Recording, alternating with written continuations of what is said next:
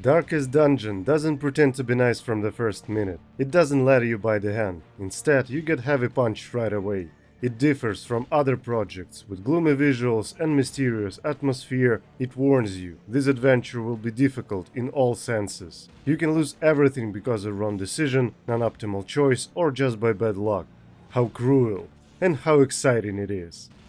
Today we will explore darkest corners to find the unique formula that had provided great success to this project. Together we consider various elements of game design and try to determine where is the magic. So prepare yourself. Now we are embarking to the darkest dungeon.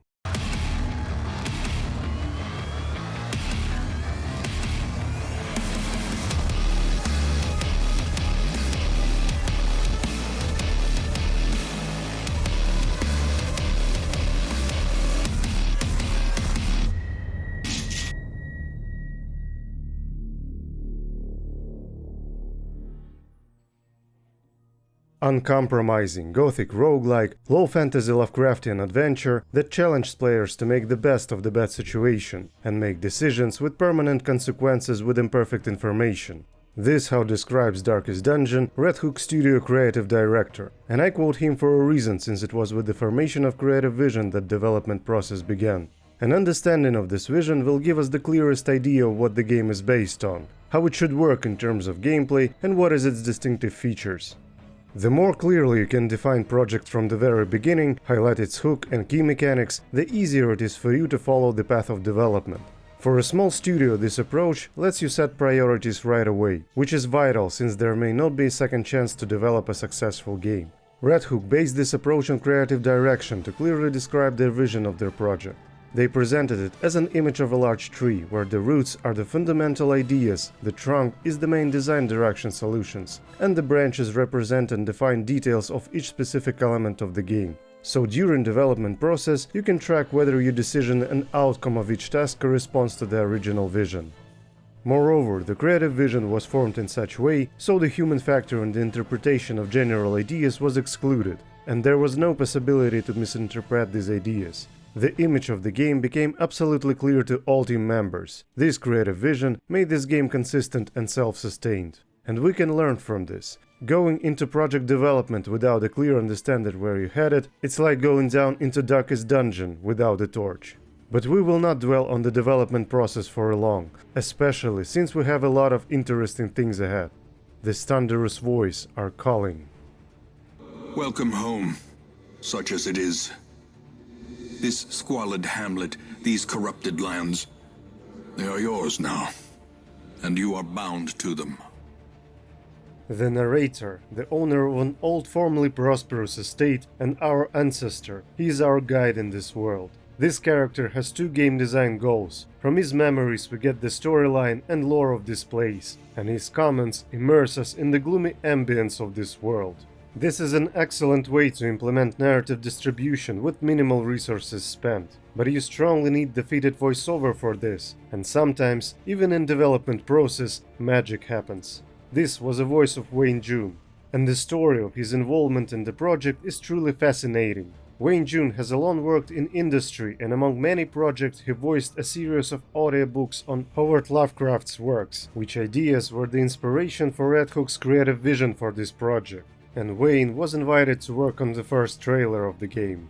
After this collaboration, Red Hook team knew exactly that they wanted to see Wayne in this project as a narrator. Indeed, his voice is the perfect guide for those stories, emotions, and a mood that devs wanted to convey.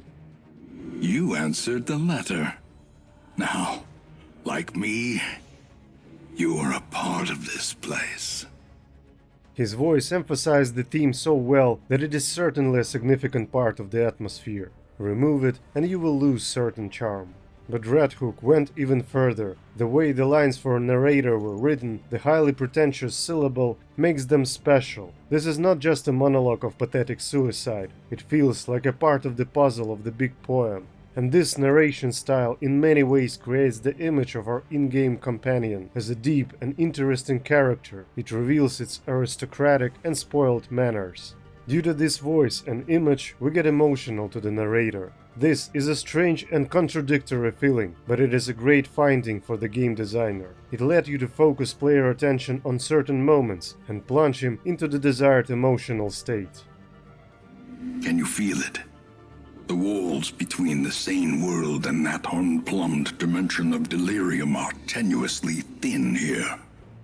But not only narrator is a remarkable element of sound design of Darkest Dungeon. Even if we leave aside the aesthetic part, these musical themes have their own specific goals. The Hamlet theme creates a secure feeling, desperately needed after tense battles, but with a grief of loss. Dungeon locations, all of them got own background and combat tone that strengthens the emotional response. All these effects create a varied and fresh auditory experience for the player, and even small details worked well. There are many features of sound design so small and almost imperceptible, but very elegant. I'll give you two examples. First is in supplementation of environment sounds depending on the brightness of your torch. Few will even notice this, but this is how developers communicate with our subconsciousness, making us feel emotional tense in darkness and give us a bit of hope when the light grows. And second is the boss fight theme of a siren, who start to sing along to the background music when taking one of our character under control. Just for implementing this small detail, a lot of work has been done. These details demonstrates great taste of the creators as well as reverent attitude to their project. Because the music and sound effects is even more important if the game takes more than 10 hours to beat the credits. You will spend much more time in Darkest Dungeon. That is why the sound design is given so A brilliant confluence of skill and purpose. But what about sound effects? Here, I want you to listen follow-on sound in stereo headphones or a surround sound system. This is the most ordinary, seemingly unremarkable sound. Pay attention to its depth and how it echoes through the sound channels. It is multifaceted, vivid, versatile, and the goal was that it should sound fresh even after dozens of in-game hours. The same applies to more significant sounds, but to a much greater extent. The sounds of strikes are filled with depth, echo and overflow. The sounds of stress heal carry a tint relief. The bell sounds of treatment brings hope, and sound of buffs brings tone of inspiration. Sound design in general, music, voice, effects, all these things should give the player an aesthetic pleasure.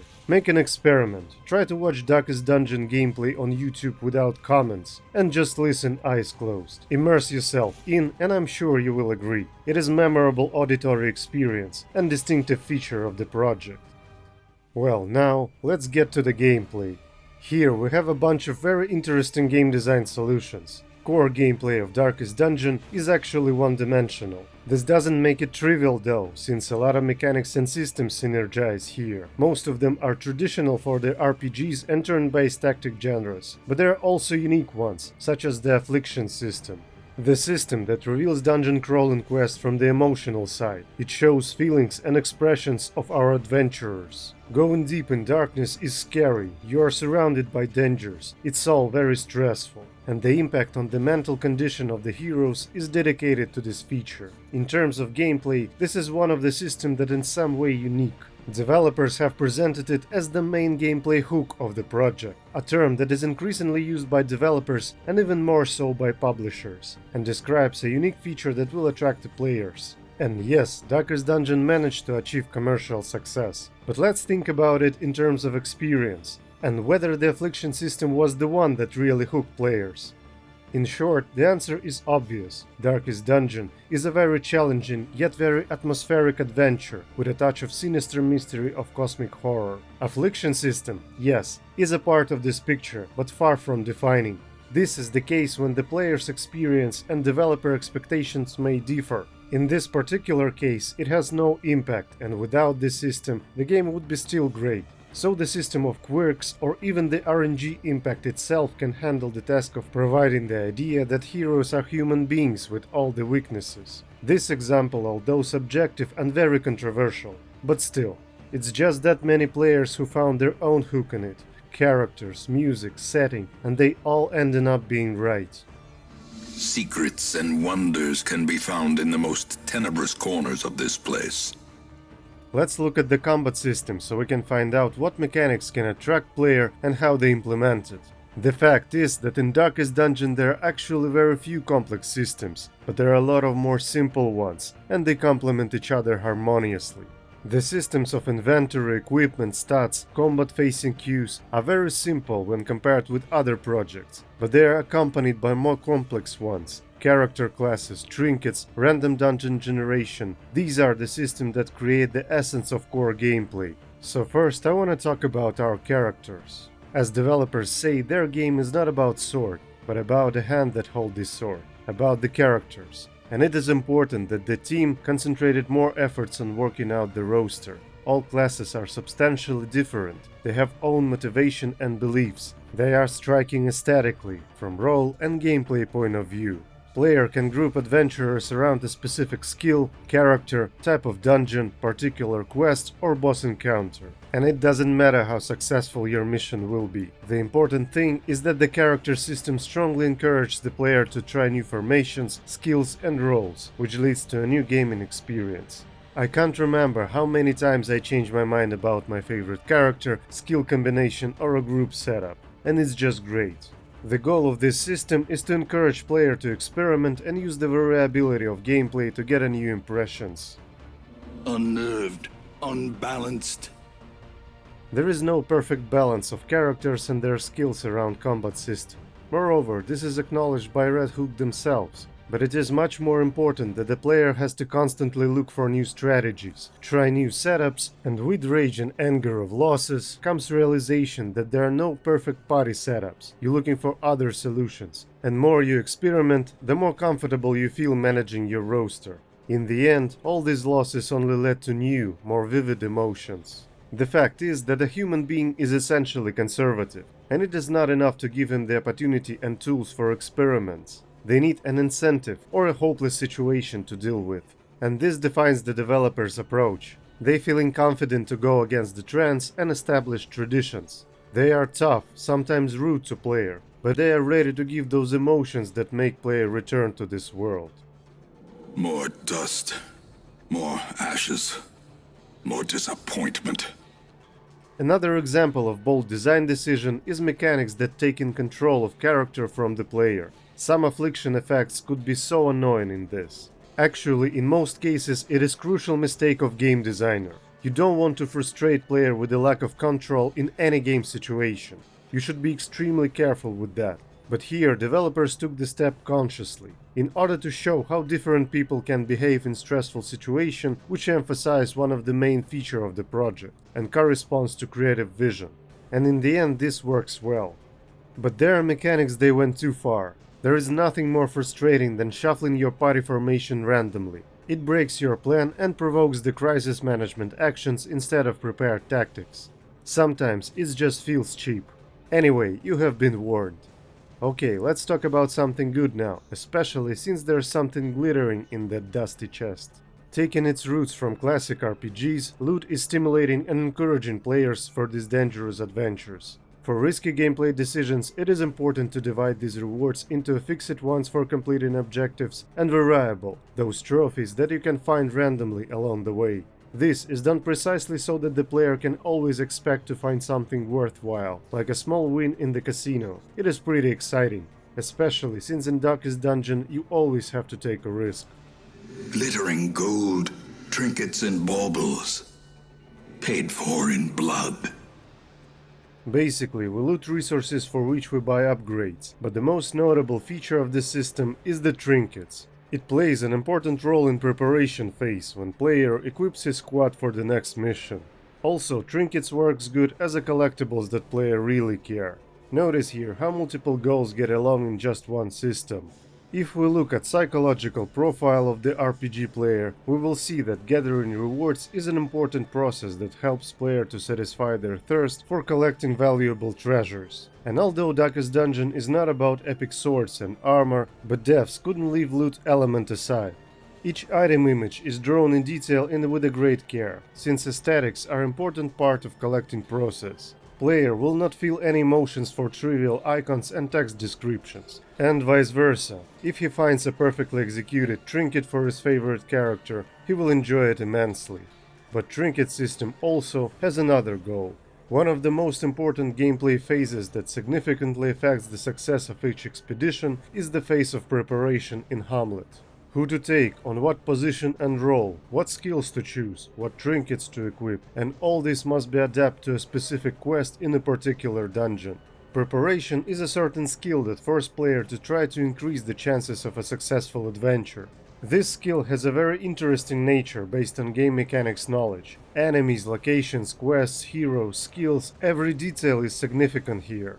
Desire to raise these chances and prepare better encourages player to study all aspects of the game thoroughly, not just to get acquainted with them, but also to master them. And player sees the result almost from the very beginning of the game. More he learns, better the outcome of his quests become. And finally, preparation phase gives player a break from attention of dungeon crawling, forming an intentional alternation of tense and release emotional states of the player. A very important concept that we will consider in following series. The cost of preparedness, measured now in gold, later in blood.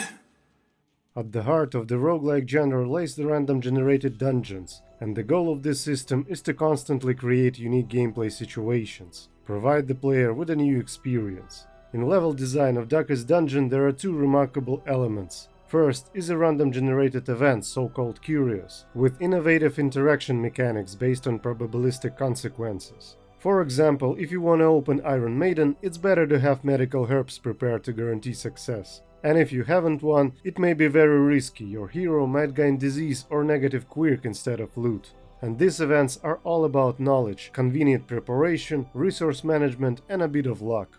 What a brilliant system!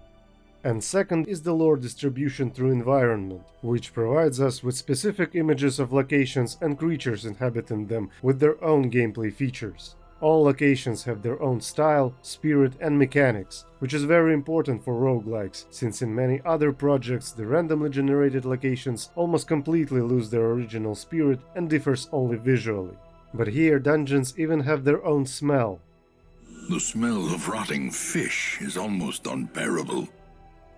So since we mentioned the influence of the random number generation, it is worth devoting a separate topic to this element, since in Darkest Dungeon, RNG is everywhere, it is a part of the core mechanics. No matter how well you're prepared, no matter how strong the setup of your party looks, there is always a chance of an unfortunate set of circumstances. And in this case, you are not opposed to the difficulty of encounters that require you to be precise in execution, and not to tactical tests of various combat situations, but just to roll of a dice. This one distinguishes Darkest Dungeon from most similar projects. The gameplay is never consistent, and this is its charm and a curse. Player never has enough information to make the perfect decision, and you either put up with this unfairness or you will suffer.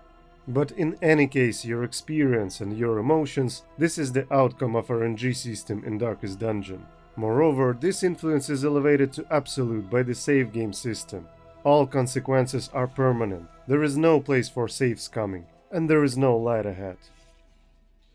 There can be no hope in this hell. No hope at all. Or is it? Actually, there is small hope. Maybe it does not always look like this, but devs have tried to add hidden forgiving mechanics that help player in his difficult journey. First is Death Door mechanic, which doesn't let the enemies to one-shot your character. And second, Affliction system itself. Reaching maximum stress level leads to heart attack, which is not actually an immediate death. They tell us you will get second chance, and maybe even third, but this may not help either. And finally, there are always a small chance to gain a virtue effect, which is strong buff instead of affliction. It comes rarely, what makes it an epic occasional reward. All these mechanics actually forgive players' mistakes and are made to balance and reduce the risk of permanent chain of defeats. But there are one more helpful mechanic so elegantly integrated into the overall creative vision of the game. The way is lit, the path is clear. We require only the strength to follow it.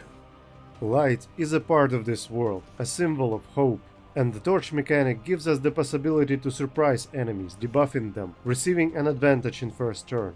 Also, it gives the ability to discover darkest corridors. If you will remain torchless, the risk will increase many times, but what is important, the reward will increase as well. Again, we come to risk management. Again, the player needs to make difficult choices. We can clearly see how different game systems pursue the same game design goals, in accordance to the creative vision. And as the torch with its dim light illuminates the corridors, so the plot revealed to the player gradually. A touch of cosmic horror in this story is the influence of Lovecraftian works, and the way the story is presented through the memoirs of our ancestor immerse the player in this world. Also, this approach allowed them to save resources from creating complex game systems that usually provide the narrative flow, like dialogue trees, cinematic cutscenes, journal notes, and many others. But devs wanted to immerse player, and this works well. So in this world full of dangers and mysteries, we begin to notice unforeseen beauty. There is a great horror beneath the manor. A crawling chaos that must be destroyed. It is all about unique visual style. Darkest Dungeon provides player with another dimension for getting the game experience. It is based on shadow play and barely discernible silhouettes, so all the colors and shapes that are reflected in the game are proof of this. Deep color palette and blurred images, all this enhance the atmosphere of mystery of our descent. Dungeon Crawler is exactly the first that comes to mind. Even in a static frame, the game looks amazing, and animations of the character based on key poses complement this picture so well. The style of drawing borrows details from various art styles and media genres. Here you can identify some comics techniques, along with the Gothic-styled architecture, sci-fi cosmic landscapes, and horror sketches. In the end, the visual style of Darkest Dungeon turned out to be unique. It is easy to distinguish it from any other game, and this is a great merit for the artists. But not everything in game design of Darkest Dungeon is so bright. Many are pulled off by the overall simplicity of visual style. Many are scared by the uncompromising difficulty and randomness, because they used to invest their time in mastering mechanics to guarantee victory. And for the others, it is unacceptable to invest dozens of hours in just an indie game. But all this doesn't matter, because on the flip side we got a unique project in its spirit and gameplay, and those who venture to dive will be generously rewarded. Success so clearly in view. Or is it merely a trick of the light? From the tech side, Darkest Dungeon is interesting also, but unfortunately there are not many facts about this topic. We only know that the Red Hook studio created their own engine on C++, explaining that at the beginning of the development process, Unity 2D Kit was not officially released. It is clear that nowadays, when 2D Kit is already being used in many projects, it is more rational to consider Unity or its analogs as the basic engine. As for the performance and optimization, for the most part, there are no complaints, except maybe for Crimson Core DLC locations processing. Players in this area face significant increase in resource usage and FPS drops. Other issues was fixed during the early access period, with the significant assistance of the community. What is also important, playtesting at the later stages of development can be taken over by the community themselves, who eventually feel involved in the project development, and so the light is kindled in their hearts. But it wasn't always been like this, so now I wanna talk about early access hardship. In time, you will know the tragic extent of my failings. Darkest Dungeon was there for 1 year, and during this time it faced both success and deafening failure. Being fully confident that they can make critical changes to the mechanics and gameplay, developers released a patch that adds corpses on battlefield, which led to critical feedback from the community. We will not dwell in this case in details, instead we will went straight to the point. Better way to use the early access as a phase of polishing, balancing, adding more content and marketing. But be extremely careful with making large changes in core gameplay mechanics. In case of Red Hook, it ends well anyway, but this rather an exception. Another thing that demonstrates loyalty of players is the huge modifications workshop. There are hundreds of fan-made mods. Ones are cosmetic, others add new events and storylines, but all of them are made graciously and with passion. This phenomenon reflects community devotion. Even for a AAA project, it can be difficult to pass the test of time, but Darkest Dungeon did it, and certainly deserves the title of the iconic game. For its uncompromising nature, unique style and atmosphere, it gained a loyal fanbase. And in my opinion, it is the greatest reward for an indie project. In the end, they made not just commercially successful game, but something that will remain in the hearts of the players for many years to come. Bravo! The match is struck. A blazing star is born. In conclusion, I would like to say that in modern gaming industry, it is very difficult for an independent project to find its player. The market is full of mediocre games, aggressive marketing and content-oriented commercial projects. And the more valuable the success of a small but very strong and professional studio seems. So we're all waiting for the sequel. This game design dungeon crawl was pretty exciting, and I hope you are like it also. So feel free to express your thoughts about game design of Darkest Dungeon below, and I will join you. Thank you very much for watching. I see you soon. Bye. You remember our venerable house, opulent and imperial. It is a festering abomination. I beg you, return home, claim your birthright, and deliver our family from the ravenous, clutching shadows of the Darkest Dungeon.